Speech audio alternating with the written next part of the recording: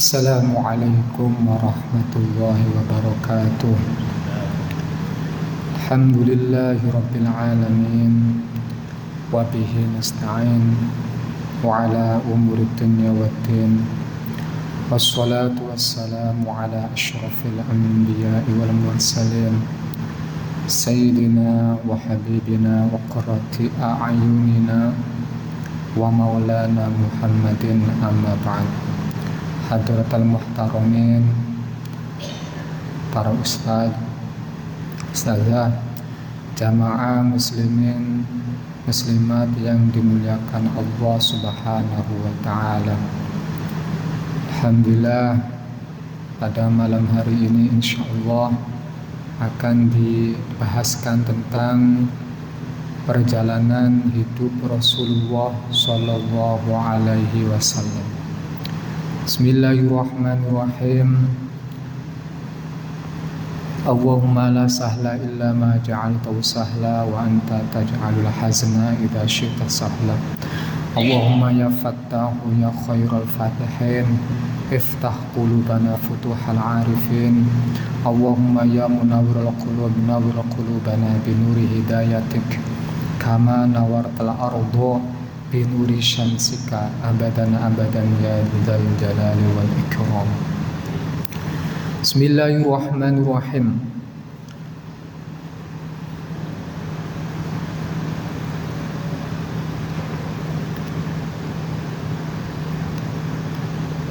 Bismillahirrahmanirrahim. Qala al-musannifu rahimahullah wa nafa'ana bihi wa bi'ulumihi fid darain amin amin ya rabbal alamin. Thumma wasala siyaruhu ilal madinati fadakhalaha lisnatai asyarata laylatan khalat min rabi'il awal ala ma dzakarahu al-mas'udi faltafata min haulihi al-ansaru kullun yamsaku zimama rahilatahu yarju an-nuzula indahu fakana sallallahu alaihi wasallam yaqulu lahum da'uha fa innaha ma'muratun. Tuan-puan yang dirahmati Allah Subhanahu wa ta'ala, pada pertemuan sebelumnya kita bahaskan tentang Rasulullah sampai di Kuba, membuat masjid, kemudian selepas selesai 4 hari dekat Masjid Kuba, mananya Rasulullah setakat hanya membangun tak sampai selesai menjadi sebuah binaan, hanya membangun batasan juga pondasi. Dibuat sholat, masa 4 hari dekat Kuba sekali mengajarkan agama.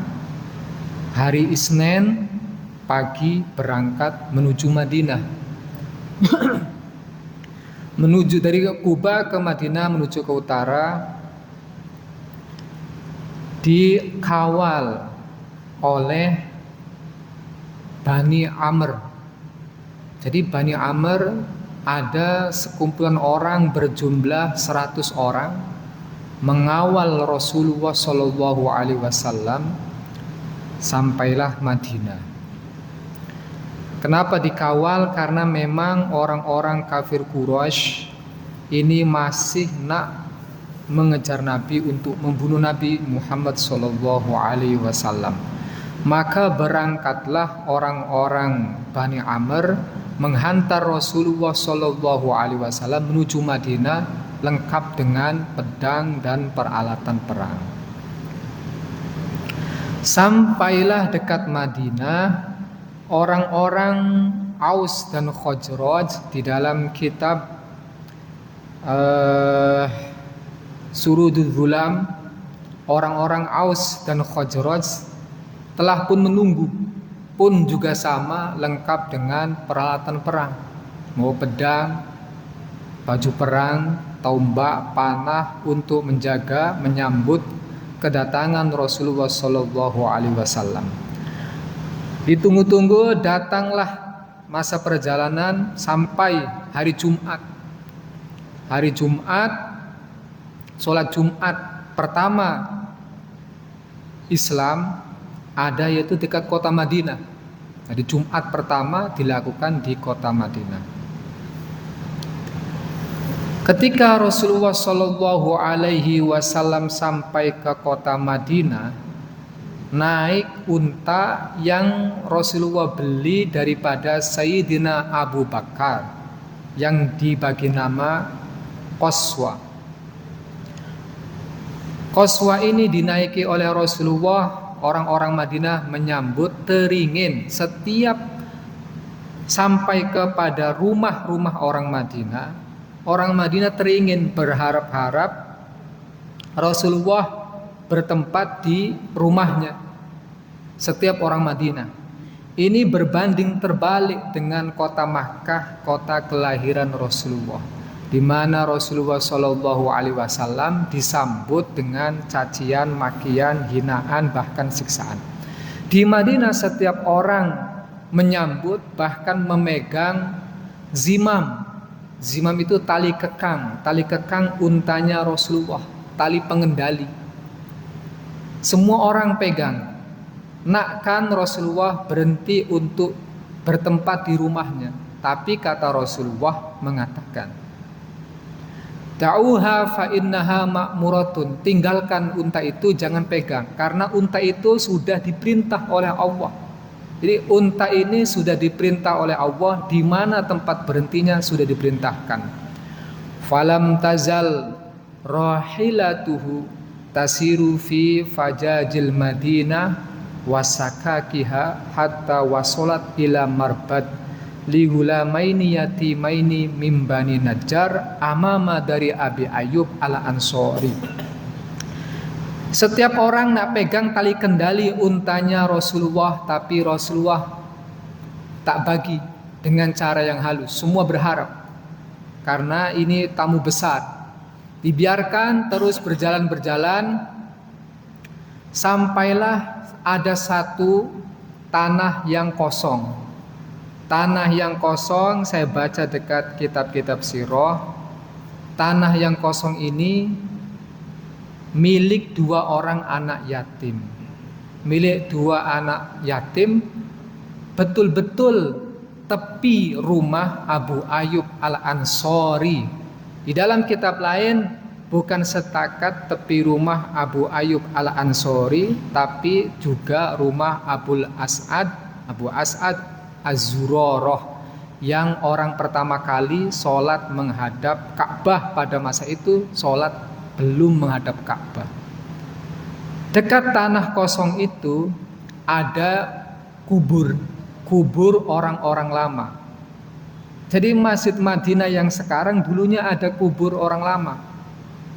Ada suraunya As'ad bin Zurarah dekat situ, surau kecil untuk sholatnya As'ad. Rasulullah sampai, apa yang dilakukan unta itu diam duduk. Rasulullah diam, tak turun, menunggu. Karena Rasulullah tak turun, unta itu pun bergerak pusing lagi di tempat semula Rasulullah terdiam dan unta itu terduduk tadi.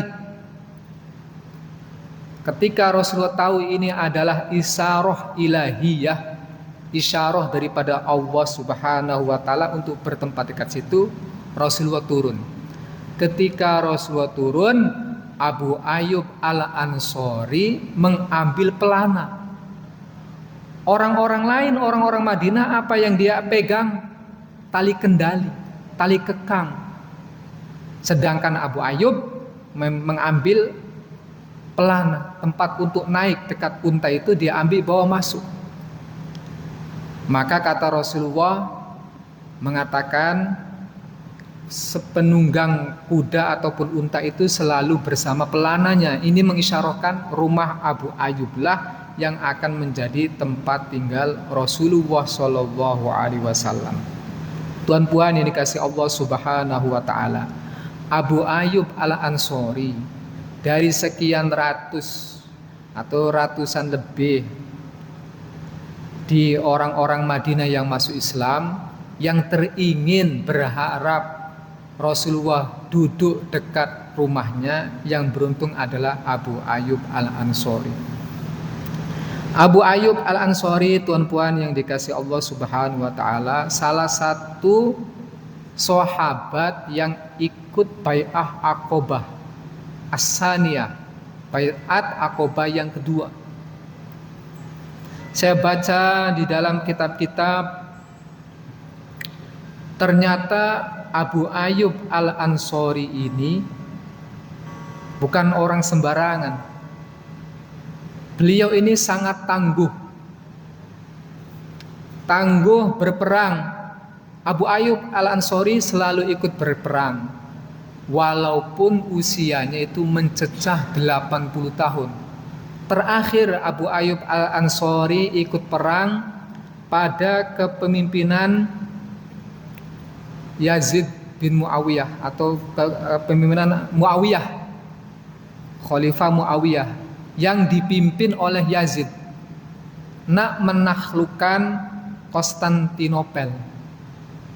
Maka Abu Ayyub dalam usia yang 80 tahun yang sudah sakit-sakitan itu tetap ikut berperang, berpesan kepada pemimpinnya, nanti kalau saya mati, tolong tanamkan saya dekat pintu gerbang Konstantinopel.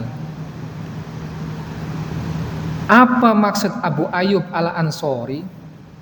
Karena nanti, kata Abu Ayyub Al-Ansori mengatakan, saya teringin ruh saya ketika di alam kubur mendengarkan kaki-kaki kuda orang-orang Islam menaklukkan Konstantinopel. Itu impian Abu Ayyub Al-Ansori. Maka di dalam sejarah meriwayatkan Salahuddin Al-Ayyubi, yang kita kenal dengan Sultan Al-Fatih, yang mentaklukkan Konstantinopel. Kenapa Al-Fatih ini boleh mentaklukkan Konstantinopel? Karena gurunya ini membagi tahu impian Abu Ayyub Al-Ansori, kemudian dibawa ke depan kuburnya Abu Ayyub Al-Ansori.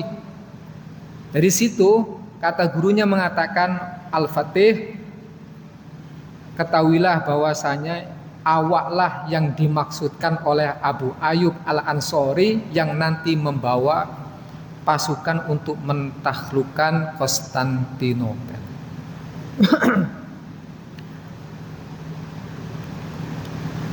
Ya Allah. Abdullah bin Abbas. Pada masa Abdullah bin Abbas, Abu Ayyub Al-Ansori pernah punya hutang banyak, tak mampu membayar, datang ke Abdullah bin Abbas, di mana ketika itu Abu Ayyub Al-Ansori meminta hutang, untuk meminta uang ataupun minjam uang tak ada yang bagi kecuali Abdullah bin Abbas ini. Abdullah bin Abbas memperlakukan Abu Ayyub Al-Ansori sama seperti yang dilakukan oleh Abu Ayyub Al-Ansori kepada Rasulullah Shallallahu Alaihi Wasallam. Ini orang yang beruntung, Abu Ayyub Al-Ansori. Faqala Nabi Shallallahu Alaihi Wasallam, hahuna al-manzil insyaallah. Kata Rasulullah, ini adalah tempat yang saya tempatin insyaallah. Wajah Abu Ayyub fahtamala ar-rihal ila baitihi wa kharajat walaidu min Bani Najjar fima yarwihi Ibnu Hisham farahat bi maqdamin Nabi sallallahu alaihi wasallam wa jiwarihi lahunna.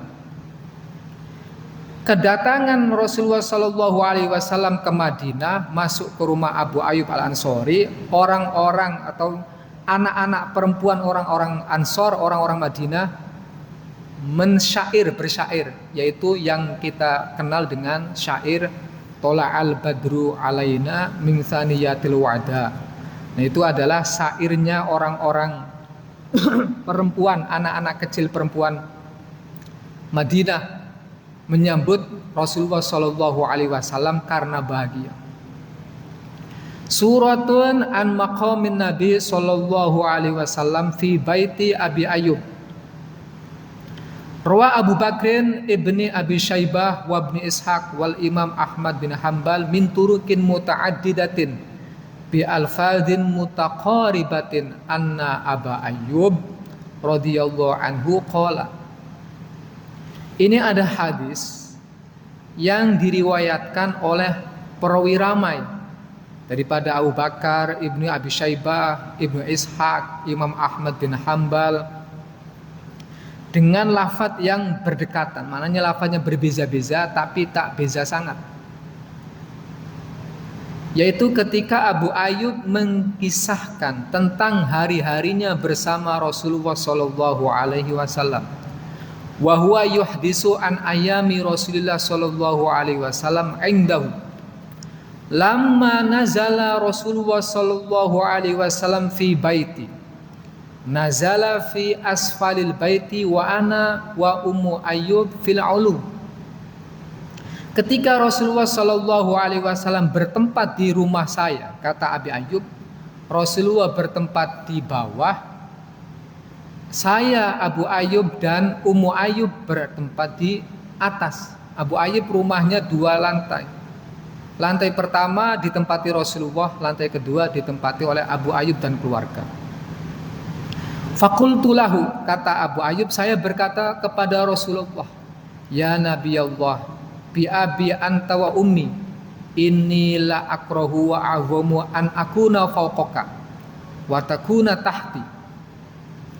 Wahai nabinya Allah, demi ayah dan ibuku, saya ini sesungguhnya kurang suka dan ini berat bagi saya. Kami bertempat dekat atas, sedangkan engkau ini nabinya Allah malah bertempat dekat bawah. Fadhar anta fakun fil a'la wa nunazzilu nahnu nakunu fis safal. Maka wahai Nabi Allah, naiklah dekat atas, engkau duduk dekat atas, saya duduk dekat bawah. Karena saya tidak mahu kaki saya itu berada di atas, engkau ini berada di bawah. Kata Rasulullah, ya Aba Ayyub, innahu la arfaku bina wa biman yakshana an nakuna fi asfalil bait. Wahai Abi Ayyub, saya lebih suka saya dekat bawah, karena nanti kalau ada tetamu, umat-umat yang memerlukan saya senang. Jadi Abi Ayyub, karena itu keinginan Rasulullah, Abu Ayyub tak berani menolak. Abu Ayyub di atas, Rasulullah dekat bawah. Ini adabnya Abi Ayyub. Meskipun mengikuti perintahnya Rasulullah Shallallahu Alaihi Wasallam, Abu Ayyub tak berani berjalan kaki dekat atas, melainkan tepi-tepi dekat tembok. Jadi andaikan Abu Ayyub nak ke tandas bagian atas, maka Abu Ayyub akan jalan tepi-tepi tembok. Tak berani duduk dekat atas betul-betul, jalan tak berani. Dia tidur pun tepi tembok, istrinya tidur tepi tembok, tak berani melangkah, padahal itu dekat atas. Itu adabnya Abu Ayyub Al-Ansori kepada Rasulullah Sallallahu Alaihi Wasallam. Keseharian setiap hari. Qala fakana Rasulullah Sallallahu Alaihi Wasallam fi safalihi wa kunna fawqahu fil maskan. Maka Rasulullah berada di bawah dan kita berada di atas. Walaqadin kasarot jurratun lana fiha ayakturo ala Rasulillah sallallahu alaihi wasallam minhu syai'un yu'dhihi. Satu masa cawan tempat air jak yang terbuat daripada tanah Abu Ayyub terpecah jatuh karena rumah orang Arab dahulu kalau dekat atas ada air dia boleh merembes. Bahasa sini apa merembes? Menitik dekat bawah. Rasulullah Shallallahu Alaihi Wasallam, kata Abu Ayyub, saya takut itu mensakiti Rasulullah. Dalam agama Islam tuan-puan, ini perlu betul-betul diperhatikan. Dalam agama Islam, perkataan mensakiti bukan bermakna setakat sakit badan, terkena badan, bukan. Malam orang berehat, ada suara mengganggu, itu pun mensakiti nama dia. Orang tengah duduk-duduk, dia melangkah, jika kakinya tumit buku lalinya itu naik sampai lebih ke sini, maka itu mensakiti walaupun orangnya tidak terasa sakit. Dekat tepi-tepi jalan ada orang duduk-duduk, tepi-tepi jalan, bukan dekat jalan, bukan tengah jalan. Ini jalan, tepi-tepi jalan ada orang duduk borak-borak. Itu tepi jalan, orang-orang yang duduk borak-borak tepi jalan itu pun mensakiti. Itu agama Islam mengatur ketenangan, ketentraman awam. Jadi Masya Allah, ini Abu Ayyub Al-Ansori risau takut titisan air minum ini ada menitik, takut mensakiti kepada Rasulullah Shallallahu Alaihi Wasallam. Maka Abu Ayyub Al-Ansori selimut satu-satunya itu cepat-cepat diambil untuk membersihkan, mengkeringkan pecahan daripada air itu, tumpahan daripada air itu. Ini Abu Ayyub Al-Ansori.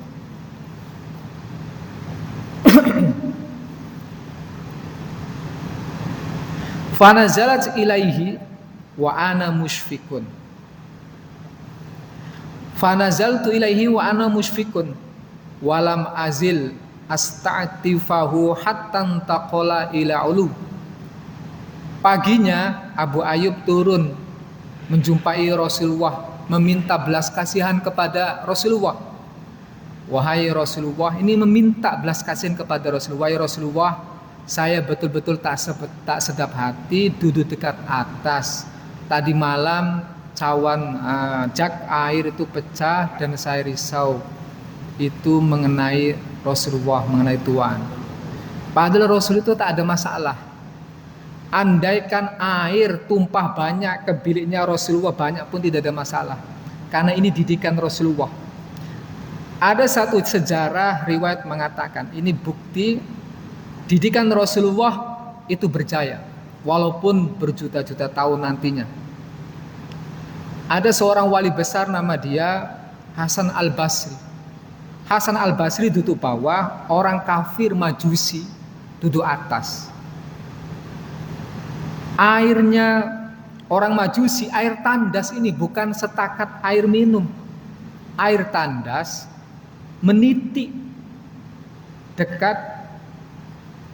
dekat biliknya Hasan Al-Basri. Dan ini terjadi bukan setahun, bukan 1 bulan 2 bulan, mungkin 2 tahun ataupun 4 tahun tiap hari. Jadi tiap hari Hasan Al-Basri letak dekat baldi dekat situ, penuh buang. Tak bagi tahu si tuan rumah dekat atas, tak bagi tahu, tak marah, tetap baik macam biasa. Ini dari mana Hasan Al-Basri mendapat? Daripada Rasulullah, daripada ajaran Islam yang sekarang masih abadi dekat kitab-kitab ulama. Ketika satu masa Hasan Al-Basri sakit. Hasan Al-Basri sakit, si orang Majusi mentakziah, menjenguk datang kepada orang sakit untuk tahu keadaan. Selepas tahu dekat tepi biliknya itu memang tepi tempat tidur dia ada bau busuk. Kata orang Majusi, ini apa ini Hasan Al-Basri, ini air apa ini? Ini air daripada atas. Lalunya saya buang tiap hari, cuman saya sakit, saya tak sempat buang. Ya Allah, kenapa engkau tak bagi tahu? Daripada itu, orang Majusi ini tahu akhlaknya agama Islam, dia masuk Islam, nak mengikuti Hasan Al-Basri tanpa Hasan Al-Basri meminta. Ini didikan Rasulullah Shallallahu Alaihi Wasallam. Ketika mengetahui itu, qala wa kunna ketika itu Rasulullah berpindah ke atas karena permintaan Abu Ayyub Al-Ansori. Satu masa lagi, Qala wa kunna nad'u lahu al-isya'a. Pada satu masa saya membuatkan makan malam untuk Rasulullah. Makan malam dibahasakan dengan isya. Thumma nab'asu bihi ilaihi. Saya membawa makan malam kepada Rasulullah. Fa idza radda alaina fadlahu tayammamtu ana wa ummu ayyub maudhi'a yadihi.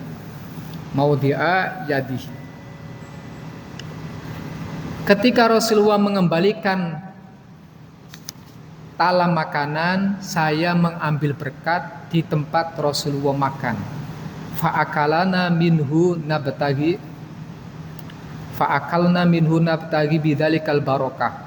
Maka saya makan nak mengambil berkat. Hatta ba'asana ilaihi lailata bi'aisyaihi wa qad ja'alna lahu fihi basolan wa sauman. Rasulullah, Abu Ayyub Al-Ansori setiap malam buatkan makan malam untuk Rasulullah, dibawa ke biliknya Rasulullah. Nanti kalau sudah selesai makanan sisa makanan baki daripada Rasulullah, Abu Ayyub dan istrinya makan.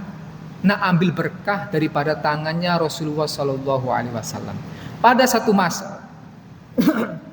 satu masa Abu Ayyub Al-Ansori masak yang masakannya itu dicampur dengan bawang merah dengan bawang putih.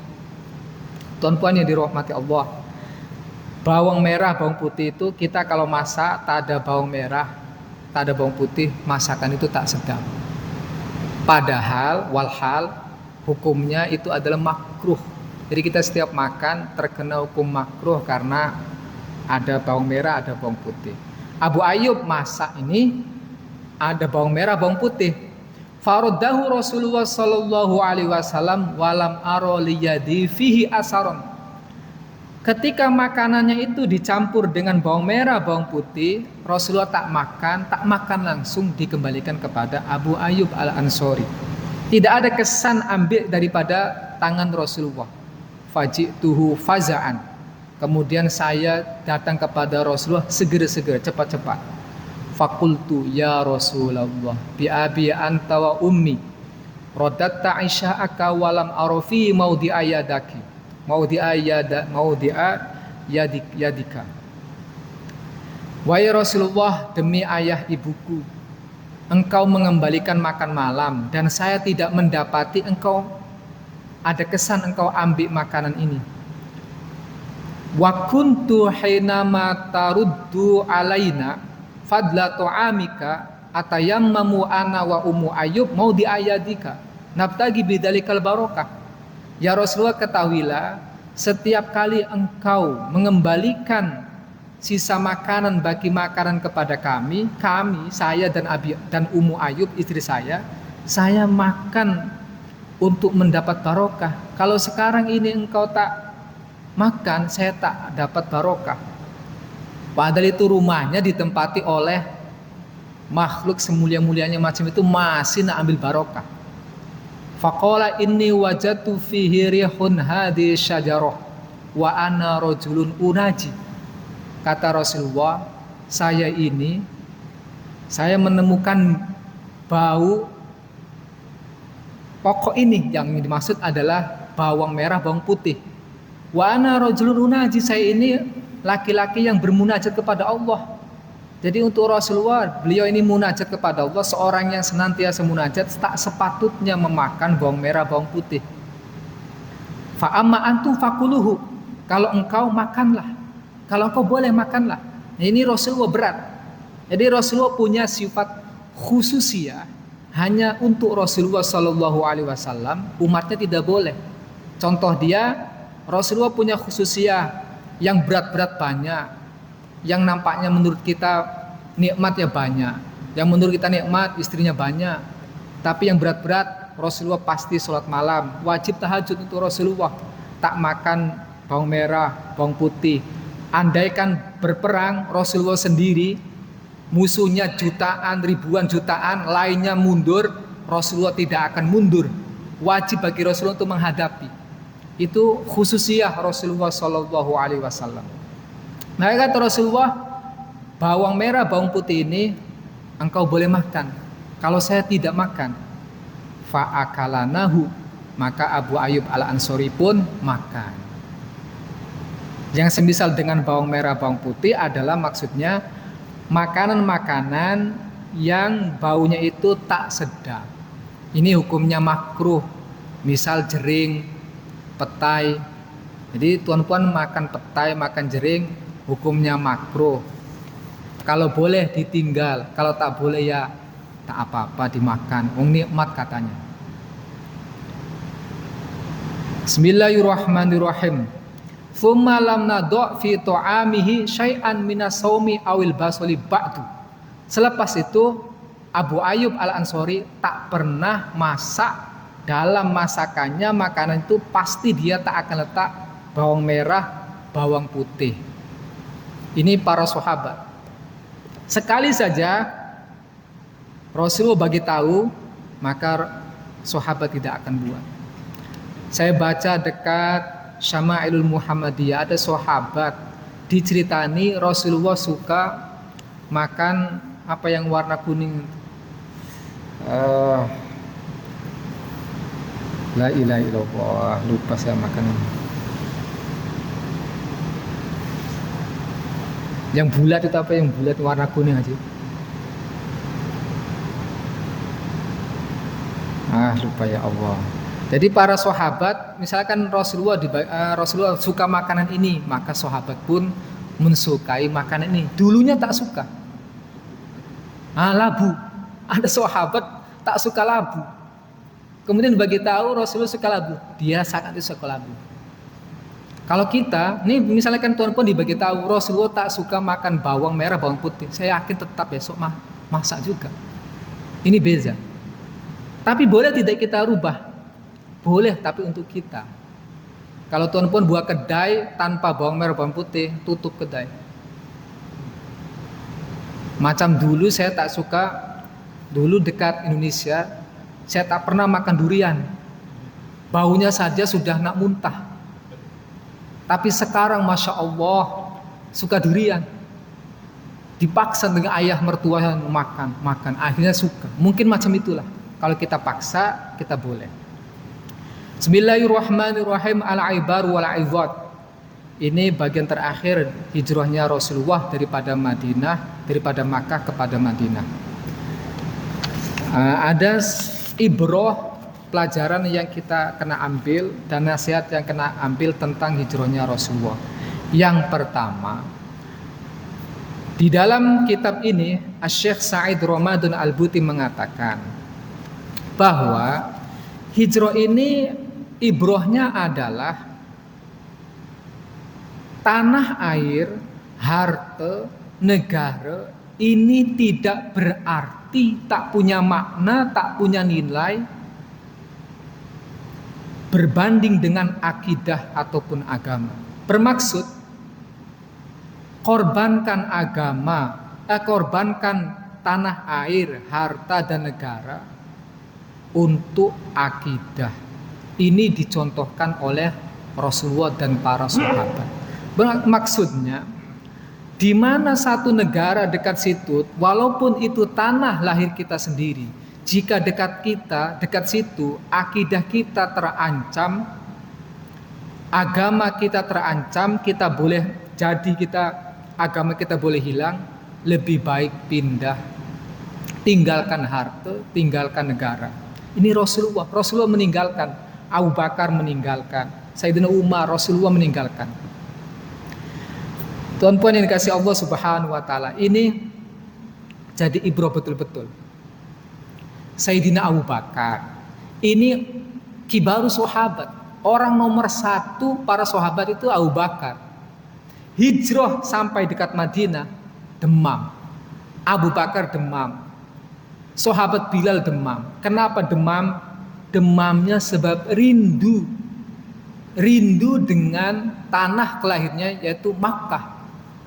Makanya itu seburuk-buruknya tanah kelahiran, tetap orang akan mencintai, termasuk Abu Bakar, termasuk Rasulullah.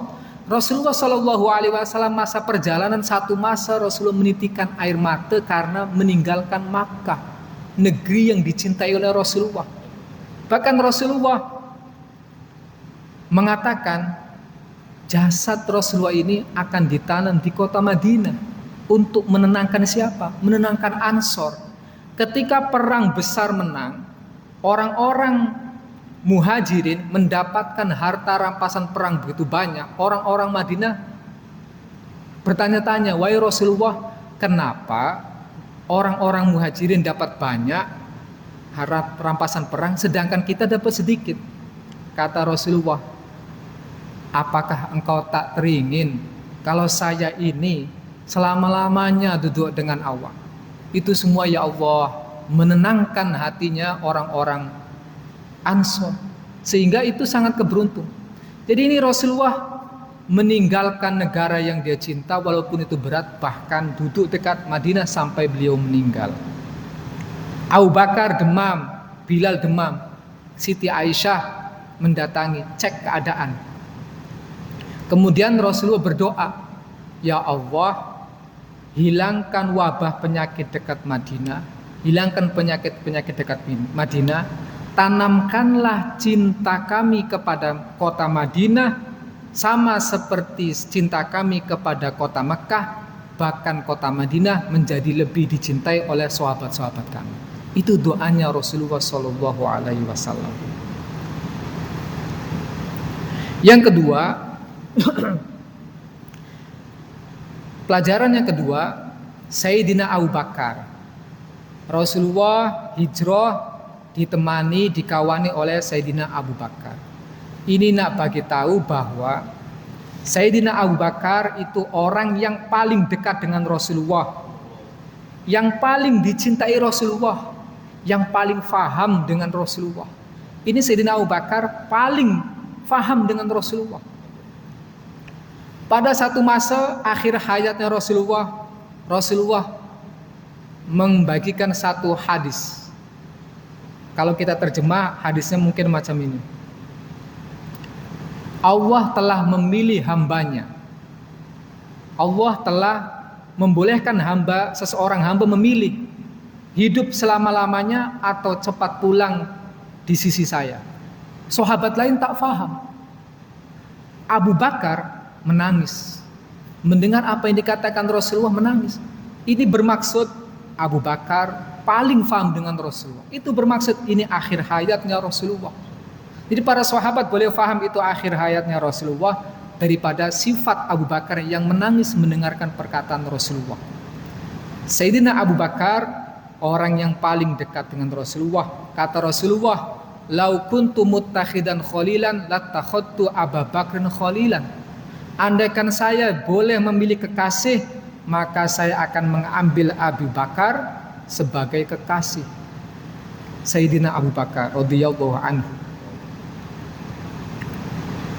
Yang ketiga, hikmah Nabi hijrah sembunyi-sembunyi, sedangkan Umar tidak.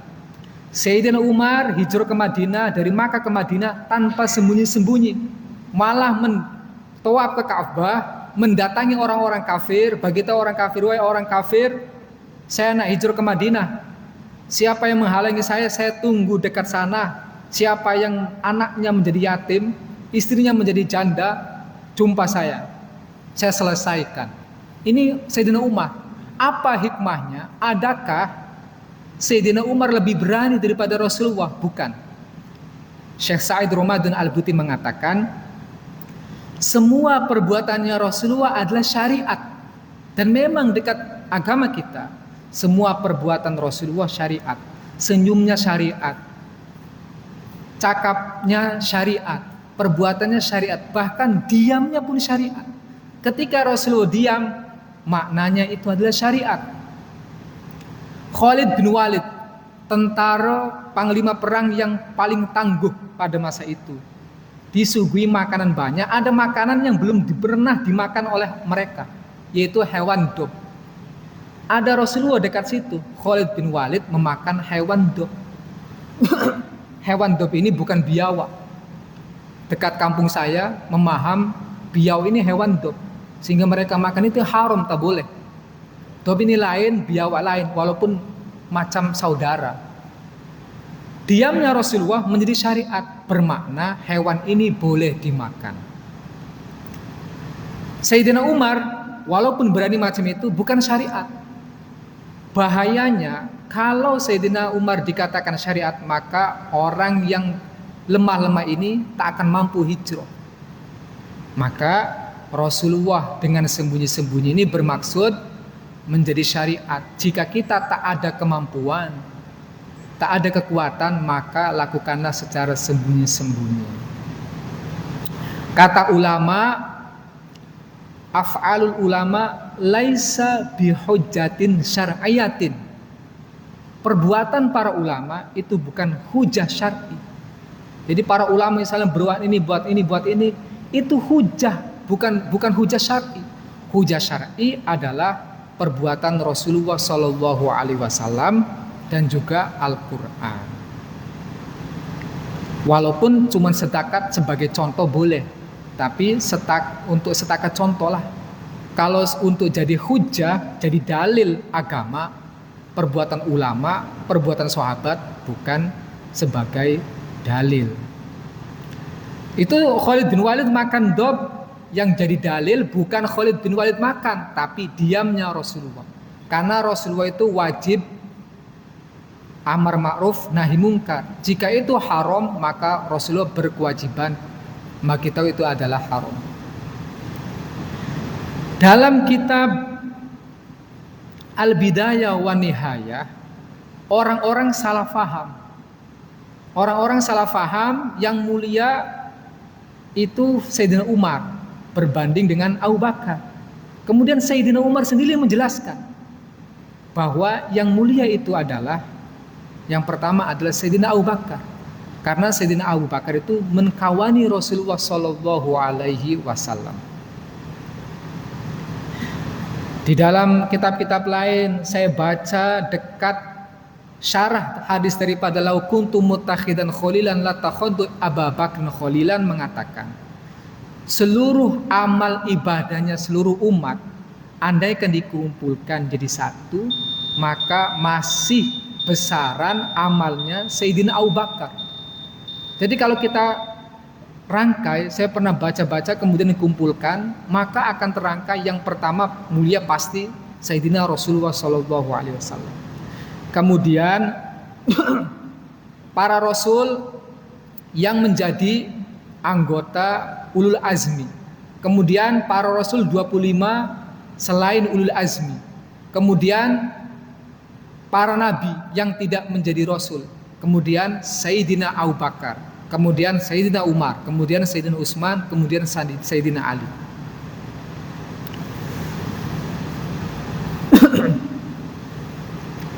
Bismillahirrahmanirrahim. Yang terakhir, sebenarnya ada masih 1, 2, 3, 4, 5. Yang terakhir ini benda penting, yaitu yang disebut di dalam kitab ini, yaitu tabaruknya Abu Ayyub. Syekh Said mengatakan ini benda penting, jadi kena disampaikan bahwa mengambil berkat itu sudah ada daripada zamannya Rasulullah. Yakni dibuktikan Abu Ayyub mengambil berkah daripada Rasulullah. Rasulullah mendiamkan, mentakrir, maknanya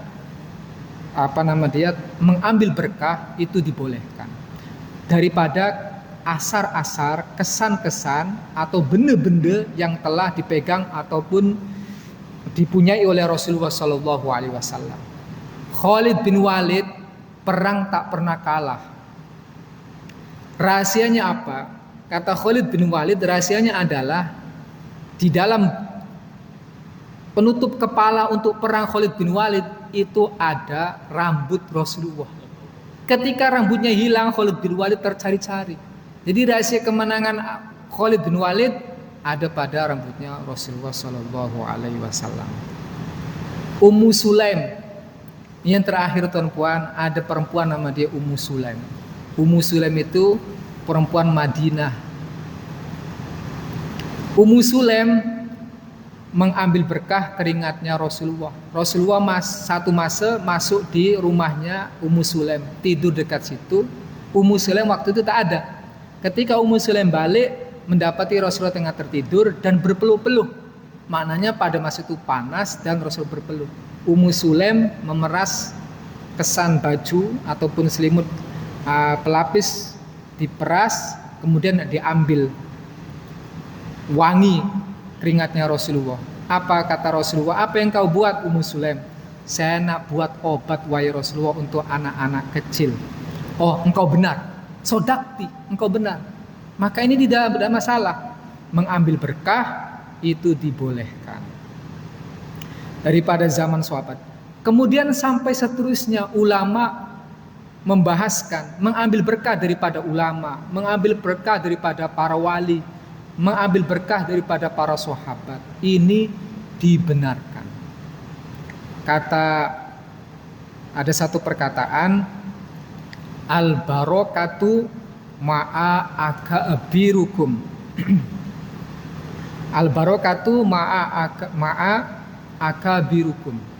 Barokah itu berada di mana sekarang? Barokah itu berada pada orang-orang besar kalian. Besar dari sisi ilmunya. Orang yang alim itu ada berkah. Makanya seorang murid mencium tangan guru karena ada berkah. Ma'akabirukum, bersama orang yang lebih tua. Tafsir kedua lebih tua. Orang yang usianya lebih tua itu ada barokah. Maka orang-orang tua bagilah tangan untuk dicium orang yang lebih muda karena ada barokah. Walaupun orang tua ini tanpa ilmu. Jadi walaupun orang tuanya ini tak berilmu, dia tetap ada barokah. Maka umur ini penting. Meskipun tak ada ilmu, tuan-puan yang berumur itu ada barokah. Maka orang yang punya ilmu misalkan jangan sombong. Kepada orang tua cium tangan tak ada masalah. Karena di situ ada barokah. Ma'akabirukum. Yang ketiga, orang yang banyak ibadah. Orang yang ibadah paling banyak, dia barokahnya ada. Maka yang kurang ibadahnya itu ambillah berkah. Orang-orang yang rajin jamaah, cium tangan, ambil berkah. Makan sama-sama ambil berkah. Jika terkumpul tiga-tiga ini, orangnya tua, alim, dan juga ahli ibadah, maka tiga-tiganya itu berkumpul kepada dirinya. Ini sempurna sudah. Alhamdulillah, ini terakhir daripada perjalanan Rasulullah dari Makkah ke Madinah. Insya Allah pada pertemuan berikutnya kita akan sambung macam mana tugas Rasulullah yang pertama kali dekat Madinah Al-Munawwarah. Akhirul qawli ihdinas siratal mustaqim. Assalamualaikum warahmatullahi wabarakatuh.